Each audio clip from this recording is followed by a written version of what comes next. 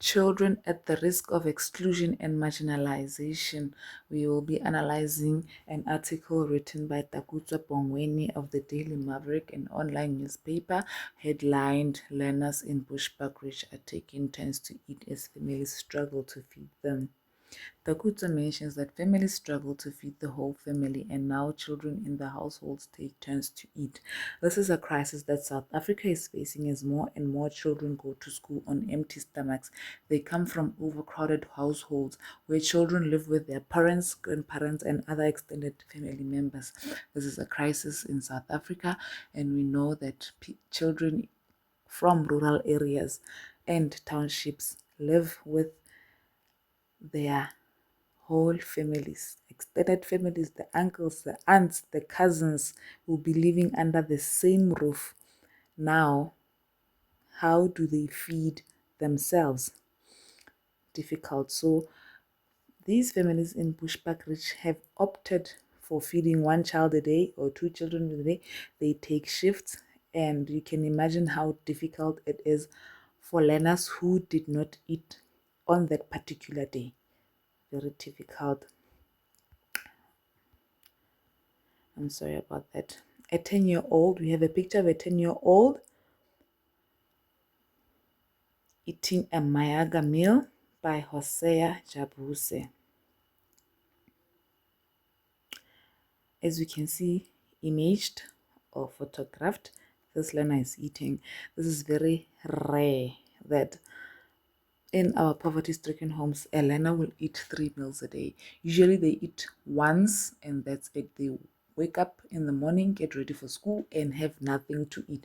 They'll only see their first meal at school with the NSNP, National School Nutrition Program meal that they receive at school, and then sometimes that is just it.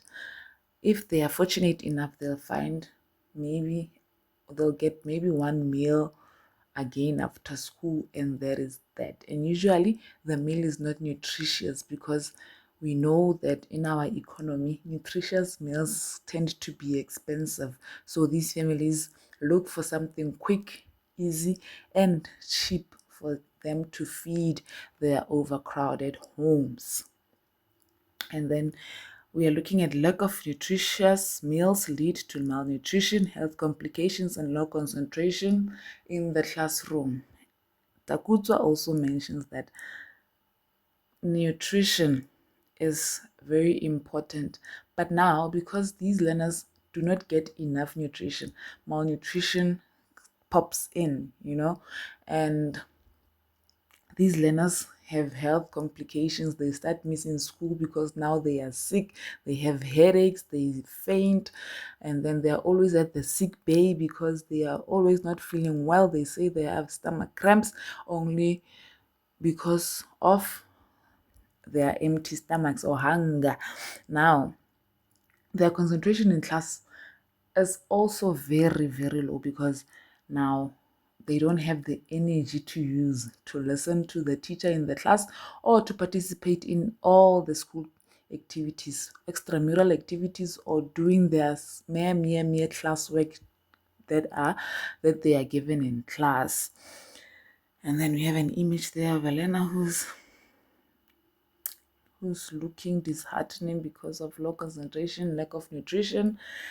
Yes, nutritional school, School Nutritional Program was implemented by the department to curb hunger and give learners nutritional food. The NSNP is a very, very great initiative because some learners only see food at school. That one meal a day is the one thing that gives them hope to go to school.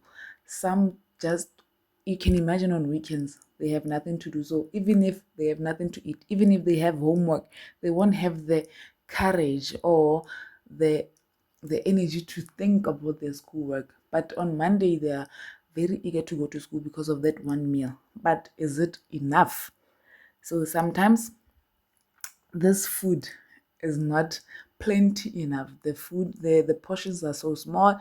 Now the learner has to use that energy during school until 2 o'clock, school out. But what happens after that?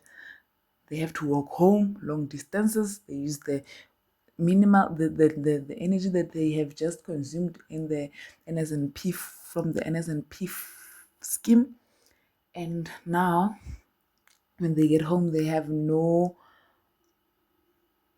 energy to do their schoolwork. So some of them end up deciding that it's not worth it to go to school because of that. And now these families also get the child support grant. But is the money enough to feed, bathe, and clothe these learners? No, it's definitely not enough. With our economy, 500 rands can barely buy basic needs for these learners.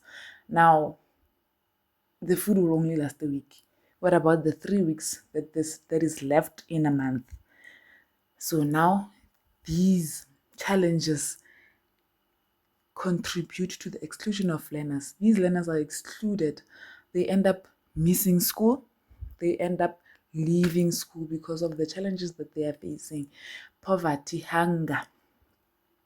And then learners to choose to drop out because they go to school hungry, they cannot do their homework, and are always tired in class. And this leads to poor grades, and poor grades definitely discourages learners, and then they don't see any reason to go to school. Now that they are excluded, they are going to have children. Those children are going to have parents who are not educated. They will not encourage them to go to school, and then it will also lead to a generational curse of excluded learners and uneducated society. Now we have our references there: Department of Planning, Monitoring and Evaluation, 1994, implementation, evaluation of National School Nutrition Program. And then for the picture, the image that was used of a learner who's hungry, and Kennelly A and Bongweni T 2025. Thank you.